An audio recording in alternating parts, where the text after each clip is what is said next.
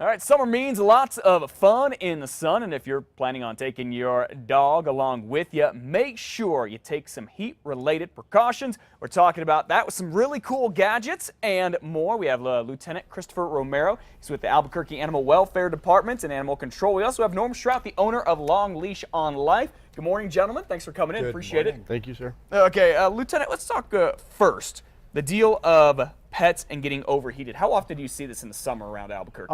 You see it quite often. You know, it's the extreme temperatures can be dangerous to the animals. The heat stroke can be fatal to your pets. Yeah, just like it can be with people. Now, we already Absolutely. talked about it, and we know this. It's obvious, even though it happens, about leaving pets in hot cars, stuff like that. But let's just say heat stroke. How can we tell that, like, maybe our dog has heat stroke and we don't even know it? What are some of the signs? Glazed eyes, heavy panting, rapid heartbeat, lethargy, fever, dizziness, vomiting, red or purple tongue, and of course unconsciousness. Okay, so obviously we know what it's like when our dogs get tired, when they're worn out a little bit, but it's obviously a step beyond that. Right. And so if that happens, if we see that in our dogs, what do we need to do? Well, you should always consult with your veterinarian, of course, but cool them off. Don't use cold water, but you could use cool water to cool them off. Ice packs on the chest or neck area will also help. Okay, good stuff. Now, Norm, there are some things that you all have and other pet shops sell that can help prevent this from happening, right?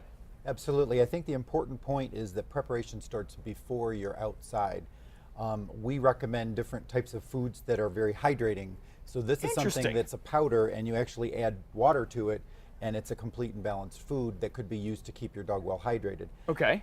We also recommend taking water with you no matter how short the trip is going to be. There's all different types of These things are bowls. great. I love these right here because you can you just fold it up. You can kind of put it in your pocket or whatever, and then you just open it up when you want to give Fido a little drink, right? This one's cool too. Same philosophy. Oh, okay. Here's this one. We got this. It kind of just sits like this. You can just like tuck it in, like when your shorts, like cargo shorts or something, then it folds out. This is good stuff. How much do these things cost?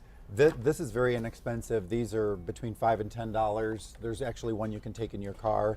Okay. This is comparable to other foods. And one other thing too is this Ice Pups. That's a electrolyte solution that you can actually add, make water or ice cubes out of and give it to your dog actually before you head out. Okay. So that you're pre-hydrating as It's well. almost like a little bit of a safe type of a Gatorade type of thing for a dog, right? Absolutely. Okay, you talk about ice cubes.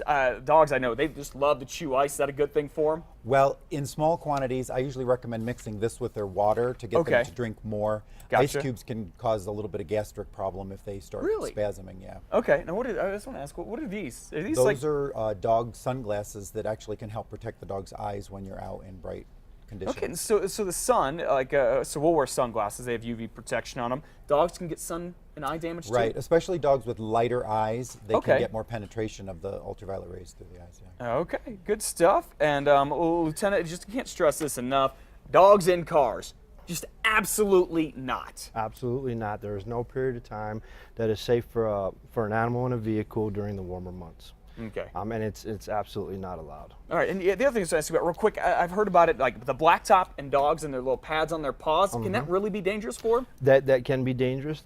The asphalt and sidewalks, they get extremely hot in the summertime, as we know. And yeah, the pads on their paws can get injured, Burned a little bit or something. So you just walk your dogs kind of on the lighter pavement, or you take them in a yard where there's grass. Absolutely. It's a lot safer. Right. Always suggest morning or evenings. There you go. Good information as well. Thank you for what you do, by the way. I know you help a lot of animals out there, Yes. and sometimes it's not always the most thankful job, but I appreciate what you do. Norm, thanks for coming in. You want to find out all about this stuff, find out more about keeping your pets cool this summer on Long Leash on Life, head to our website, casa.com, click on the blog. 820